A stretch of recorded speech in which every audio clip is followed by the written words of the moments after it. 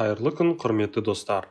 Бүгінгі видеода біз бауырымызды қандай түрлі табиғи сусындармен тазалауға болатыны жөнінде айтатын боламыз. Сондықтан видеоны соңына дейін көріп, қызықты ақпаратты жіберіп алмаңыздар. Бауыр адам ағзасындағы ең үлкен әрі маңызды мүше. Бауыр біздің өміріміз үшін жұмыс жасайды. Бауырдың саулығы бет бейнеміздің айнасы.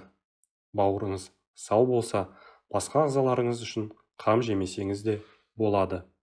Бауыр шылаққа толса, адамда май басады, цирроз пайда болады, әлсіздік билейді, бойкүйездікке бой алдырасыздар, семіздік мазалайды, тері сұлулығын жоғалтады және көзіңіз қарауытады. Сондықтан да бауырдың саулығын сақтап, дұрыс жұмыс істеуін қадағалап, уақытында тазартып тұру керек. Бауырды түрлі әдіспен жуып тазартуға болады. Ал біз қарапайым сусындармен жуу әдісін ұсынамыз. Сәбіз шырыны. Сәбіз шырыны тамаша таңдау. Сәбізді шикідей жесеңіз де, шикі сәбіздің шырынын дайындап ішсеңіз де көмегі орасан. Егер сәбіз шырынына саумалдық шырынын араластырып ішсеңіз, бауырыңызды жаңа қалпына келтіре аласыз. Сәбіздің құрамындағы флавоноид, бета-каротин және А дәрумені сіздің ағзаңызға, әсіресе бауырыңызға өте пайдалы. Көктен дайындалған сусын. Көктерге қырыққабат, саумалдық, қызылша сабағы, салат жапырағы, аскөк пен ақжелкен жатады. Осы көкөністерден салат дайындап жесеңіз де болады. Ал бірақ сусын әзірлеп ішсеңіз, бүкіл ағзаңыздың жұмысын жақсартады. Бауырды тазалайды, емдейді, әрі саулығын ұзақ уақытқа сақтайды. Құрметті достар, осы айдың аяғына дейін каналды 5000 жазылушыға дейін жеткізуді жоспарлап отырмыз. Сондықтан каналға жазылуды және қоңыраушаны басуды ұмытпаңыз. Сіздің кішкене ғана әрекетіңіз бізді жаңа пайдалы видеоларды шығаруға шабыттандырады. Көк шай. Сіз бүкіл ағзаңызды улы заттан тазартып, зат алмасу жұмысын жандандырғыңыз келсе, алысқа көз тікпеңіз. Ас үйіңіздегі көк шай сіздің арманыңызды әп-сәтте орындайды. Көк шай улы заттарды жоятын антиоксиданттарға бай. Бұл сусын майды ерітеді, бауырдың жұмысын жеңілдетеді. Ол үшін күніне бірнеше шыны қантсыз көк шай ішуді әдетке айналдырыңыз. Ем кезінде кофе, қара шай, газдалған сусыннан үзілді-кесілді бас тартыңыз. Куркума шайы. Куркума ас үйден орын алатын дәмдеуіш. Сонымен қатар бауырдың саулығын жақсартатын қолжетімді дәрі. Таза, тегіс, жаңа, жас теріге ие болғыңыз келсе, бауырыңызды тазартыңыз. Ол үшін куркумадан шай әзірлеңіз. Дайындау әдісі қарапайым. 1 шай қасық ұнтақты 1 литр қайнаған суға салып, 10 минуттай баяу отта қайнатасыз. Оған аздап лимон шырыны мен шымшым, қара бұрыш араластырып ішіңіз. Цитрусты жеміс шырыны. С дәрумені мен антиоксидантқа бай цитрусты жемістер бауырды тез әрі тиянақты тазалайтын қасиетке ие. Сондықтан да бұл жемістерді жиі жеңіз. Лимон, грейпфрут, апельсин, лайм сынды жемістердің ас мәзіріңізден түспеуін қадағалаңыз. Дүкендегі дайын шырынды алмаңыз. Оның орнына өзіңіз үйде арнайы аппараттың көмегімен ұнатқан жемісіңізден шырын дайындаңыз. Ең тиімдісі әрі пайдалысы лимон шырыны екенін ескеріңіз. Қызылша шырыны. Қызылша бауырдың айнымас досы десек артық айтпаймыз. Ол қан айналымын жақсартады, қанды тазалайды. Нәтижесінде бауырдың жұмысы жеңілдеп, артық шлактан арылады. Егер қызылша шырынын сәбіз, лимон, зімбір, насыбайгүл, яғни базилик, немесе қарбыз шырындарымен араластырып ішсеңіз, барлық ағзаңызды аурудан сақтап, жалпы саулығыңызды жақсарта аласыз. Қызанақ шырыны. Қызанақ қоректік заттардың нағыз қоймасы. В тобының витаминдері май алмасуын жақсартады. С витамині антиоксидант ретінде әрекет етеді. А және Е витаминдері бауыр жасушаларының мембраналарының тұтастығын сақтайды және тіннің майлы дегенерациясын болдырмайды. Ішектегі шірік процестерді болдырмау арқылы ол токсиндердің жалпы мөлшерін азайтады. Томаттарда көп мөлшерде кездесетін аскорбин қышқылы майлы дегенерацияның дамуын баяулатады. Белсенді бос радикалдардың бауыр жасушаларын бұзуына жол бермейді. Бұл сусынның үлкен пайда әкелуі үшін оны тұзды немесе басқа дәмдеуіштерді қоспай, жақсырақ жаңа сығылған түрде ішу керек. Дегенмен, бұл өніммен абай болу керек. Кей жағдайларда қызанақтың қарсы көрсеткіштері бар. Картоп. Шейкі картоп крахмал, пектин және талшықтардың клетчатканың құрамында көп болуымен көшбасшы. Бұл компоненттер асқорыту жолдарының барлық мүшелеріне айқын тазартатын әсерге ие. Картоп түйнектерінің қабынуға қарсы әсері де жоғары бағаланады. Шейкі түрінде олар асқорыту органдарындағы қабыну процестерін сәтті басады. Жалпы күшейту әсері дененің күшін қалпына келтіруге және ішкі ағзаларды қоршаған ортаның жағымсыз әсерінен қорғауға көмектеседі. Шейкі картоп сусыны қолданар алдында бірден дайындалады, өйткені ол ауада тез тотығады және өзінің қасиетін айтарлықтай жоғалтады. Сусынды дайындау барысында крахмал тез тұнады, сондықтан әйнектің түбіне ақсырт түсті тұнба түсуі мүмкін.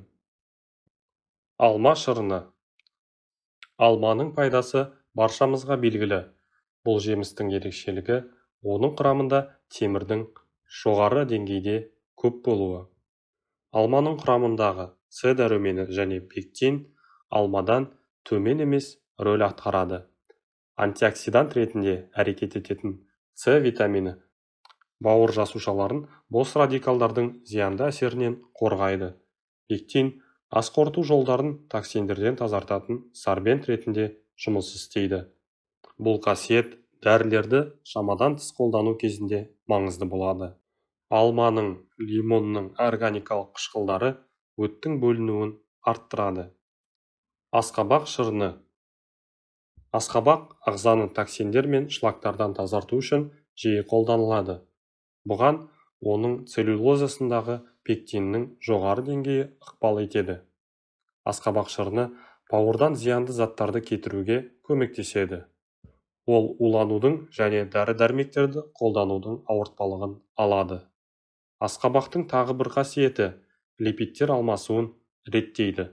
Ол қандағы холестерин деңгейін төмендетеді. Асқабақ сусынын дайындаудың екі нұсқасы бар. Жаңа піскен және шырын пюресі. Жаңа сығылған нұсқа биологиялық белсенді заттардың көп мөлшерін сақтайды, бірақ өткір дәмі бар және асқазан ішек шырышты қабығының қатты тітіркенуін тудыруы мүмкін. Термиялық өңдеуден өткен асқабақтан жасалған сусын С витаминінің айтарлықтай мөлшерін жоғалтады, бірақ пектинге, фолий қышқылына және А витаминіне бай. Бауыр ауруларын алдын алу үшін жаңа піскен шырынды ішкен дұрыс, бірақ анықталған денсаулық проблемалар жағдайында пюре шырынына артықшылық берген жақсы болады. Тағы да 10 басқа сусын. Ең жақсы нұсқаларымен шектелудің қажеті жоқ. Өйткені шырыны бауырдың денсаулығы үшін күресуге көмектесетін бір қатар өсімдіктер бар. Олар жүзім, органикалық қышқылдарға бай, регенеративті процестерді ынталандырады. Сонымен қатар іш қуысы мүшелеріндегі қабынуды азайтуға көмектеседі. Оның айқын холеретикалық әсері бар. Орам жапырақ асқорыту мүшелерін тазартады және қалпына келтіреді. Олардың регенерациясына ықпал етеді.